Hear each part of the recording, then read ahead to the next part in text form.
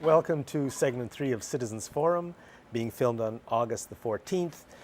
Our guest in this segment is Rick Habgood. Rick and I are old friends, and I can't remember when, but not too long ago, you visited Germany. That's right. And we happened to be having dinner one night and That's talking about all of the, really it sounded pretty good and remarkable things that were happening in Germany. Well, actually, it was Berlin, Germany. Okay. And Berlin is, without a doubt, a very energized city. It's extremely busy. It's building everywhere. And it's really a fun city to be in. I spent about 6 days. I was over there with a troupe, with a tour, with my partner, Anne-Marie. And while they were off doing their dance thing, I would be walking the streets of Berlin, just seeing what I could see, right? And every day I'd pick a different sector to go and walk in. It's such a beautiful town. I mean, it really is. It's old, it's new, and happening. And one of the things that after about 2 days of walking, Anne-Marie and I were having dinner, and she was asking me about, what I saw and all the rest of that. And it wasn't so much about what I saw, it was what I didn't see. I didn't see any homelessness. I didn't, in 6 days of walking Berlin in all these different districts, I didn't see anybody on the street. Not only that, I never even came across anybody that was panhandling. Yeah. There was no musicians on the street with nothing. And I thought that was a real oddity. I thought, what. Now in Canada, because I mean, you walk down streets of Victoria, or any Canadian city, or any Canadian city, and unfortunately, there's homelessness everywhere. Yeah. And so what we see then is here is another country, another major first city, world, the capital city. Yeah, and yet no homelessness. So I think the message is that if they don't have it, we don't have to have it either. Well, of course we don't. Yeah. And in the 6 days that I was there, I decided I was going to take in a presentation called With the Future in Mind. And this is an illustrated history of the Social Security in Germany, and that's it right there. I don't know whether you can look at it online. It's in PDF form. It's called With the Future in Mind. It's called With the Future in Mind. And what it does is it goes right back to the Middle Ages and comes right up to the present. And all the valleys and hills they had to climb all the way along the way to get where they are today, because they've had a rough ride. And so what they have today is a system that isn't perfect, but it's so much superior to ours. No comparison. I just want to say that back in the 60s and 70s, we were in a position where we could have done the same thing. Unfortunately, because of our leadership, corporate leadership, I'd say, we've gone in a different direction where we've created the super rich and the homeless.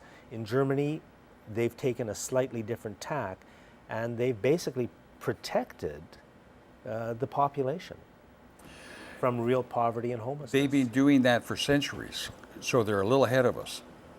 And the thing is that when I went to the With the Future in Mind, the presentation, I met a fellow by the name of Heinz, and I forget his last name, but he was a social scientist, and we had like a really excellent conversation. So he was a social scientist working for the Department of Social Services, Berlin. Yeah. And we had a really good discussion. What was just going to be sort of like a chit chat turned out to be about a 2-hour talk, because I was fascinated with this guy. He was just brilliant.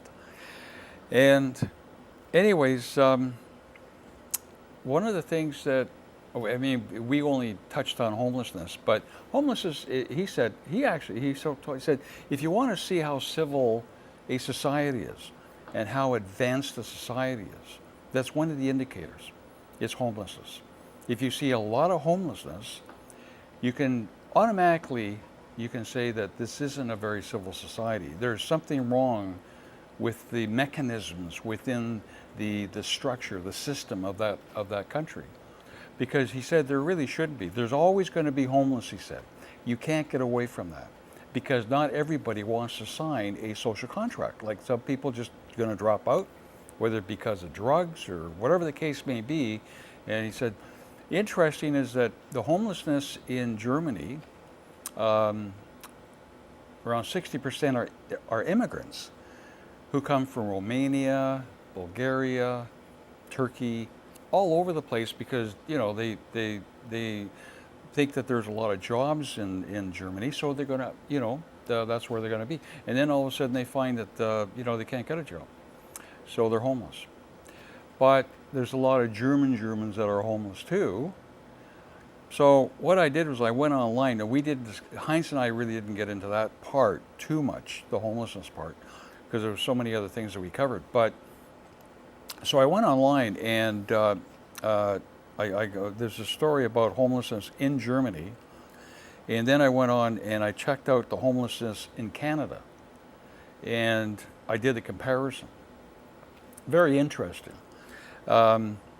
City of 300,000, which Victoria is around 330,000 maybe?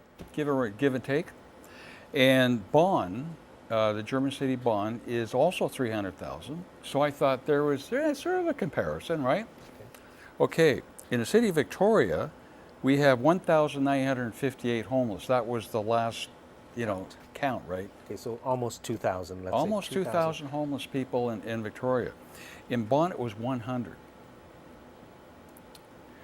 And 100 people to who were 2,000. on the street, Yeah. you know, or didn't have a home. Yeah. And I think So that's what's possible. I mean, to me, that's Yeah, the main point. yeah, If they can yeah. do it, we can do it. So what Heinz and I, what I wanted to know was why. You know, I wanted to know the reasons why. You know, like as you and I used to have a good show called Solutions. You know, and we present an issue, and so I'm always looking for solutions, right? That's how I think, and that's how you think. And so we got into it because his son was married to a lady from Toronto. Oh, right. So he knew a bit So he about was Canada. familiar with the Canadian system, right? And they're back in Germany now, but, you know, and I said, well, you know, it seems that Canada is so far behind Germany in so many ways. And why is that? Like, how, you know, there's got to be a reason, because there's smart people in Canada, just like there's smart people in Germany, right? So he said, well, number one, number one, is you have the wrong electoral system. In order for Canada to become a player in a civil society world, like what they have in Northern Europe, you must have a proportional representative system. He said, you have first past the post. And he said, that system is not good. It's good for the financial sector, but it's not good for social sector, he said. Because he said one of the things in Canada is that the politicians, when in around election time, he said, are always promising lower taxes. You can't have lower taxes and have a good social system. You can't do it. It's impossible, he said. So in Germany, they have higher taxes. They have without a doubt.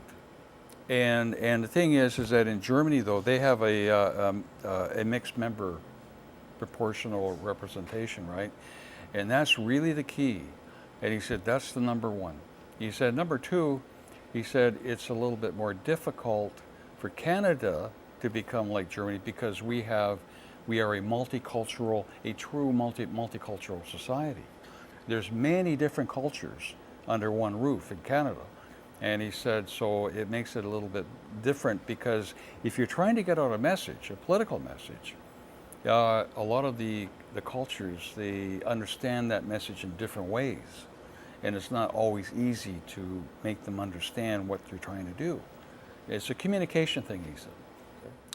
And so he said in Germany, he said it's a lot easier because we all speak the same language. And he said we're all, and not all, but he said most people are heading he said that the social safety net forms the foundation, he said, for the society in Germany. If you fall down, he said, we catch you, but there's a contract to that. It's not free. He says you have to either retrain yourself, or we want to get you back on your feet, working again, so you can contribute to the social network. And I mean, I totally support that. Canada used to have a much better social safety net because of our political and corporate and business leaders over the last 30 or 40 years. We've allowed that social safety net to get seriously frayed. In Germany, they still have it. And from what you saw when you were in Germany, it's not a bad idea to have that social safety net. It creates a better society. It's not. We need to change our electoral system, number one. And now let's see, anyways, change the electoral system and rebuild the social safety net. Rebuild the social, but what he was saying was that in Canada, in order for us to move ahead, we have to first of all have a different electoral system, and he says, and that leads to more democracy, and that leads to more democratic decisions, and therefore the left wing has more of a chance of being heard. He says because in first past the post systems, he says it's basically a conservative money, financial type of system. He said it's not a social system. And he said, so anyways, he sort of harped on that for a while. And I agree with him 100%. Well, we tried to promote the STV. Is that right? Yeah. Yep. And it didn't work. You know, it failed because we didn't have the politicians backing it up. Yeah. Unfortunately, our politicians are a bunch of dinosaurs. They like first past the post because they don't want to give power away. That's right. That's what it is. It's got nothing to do with what's better for Canadians. Yes. It's got everything to do with the party. And so the party becomes far more important than Canadians. And you know that. And it would be very, very useful if our political parties really took another look at proportional representation system and really tried to run a fair and honest process to give Canadians honest information about what's possible, the facts about how good and how bad our current system is, because in many ways it is very bad. It doesn't do a good job for us. Yeah. And then let us vote. Now, we've had a couple of votes here in BC. It won the first time with 57%. It did. But thanks to Gordon Campbell, 57% lost to 43%. Too much power. We didn't get it. Yeah. I'd like to talk about a few other things in Germany. You mentioned that you didn't feel it was a real car culture. No, actually, Berlin. I can't say Germany, but I can talk about what I saw and observed. And for a biker, for a bicycle, yes. You know, somebody who rides a bike, it's heaven on earth. Because number one, you're not on the road, you're on the sidewalk. So the sidewalks in Germany, I'm talking downtown Germany, are wide, very wide. Okay. And it's split in two. Okay. And it's very well marked with bricks, different, like there's red bricks for the bikes. Okay. And just regular bricks for the pedestrians. And so walkers and bikers are separated. You got it. And both of them are separated from the cars. Absolutely. As you say, it by sounds a curb. Like There's actually a curb. Yeah, it's the way it should be. Yeah, the way it should be. And it's so safe. It is so safe. And the result is lots of people are walking and lots of people are biking. Exactly. And also the transit system there is fantastic. Of course, there's subways. You can maneuver around the city, no problems at all. Like I walked for 6 days. And one of the things I didn't see either, Jack, was shopping carts. Shopping carts. Shopping carts. People pushing shopping Yes, carts. yes, You know yes. what I'm talking Yeah, about. yeah. I never saw one. And I never saw any people, like I was out pretty early in the morning, never saw anybody picking up pop bottles, beer bottles, anything like that. There, you know, and that's another indicator to the how poor people are. You know, people who are desperately poor have to go around and pick up pop bottles and beer bottles in order to. Now that's commonplace here. It didn't used to I be know. commonplace here. It doesn't have to be commonplace No, here. it doesn't. But No. we see from what's happening in Germany that it isn't necessary. And you mentioned that you didn't see any Walmarts there either. Well, Walmart, that was funny. Well, this is what I heard.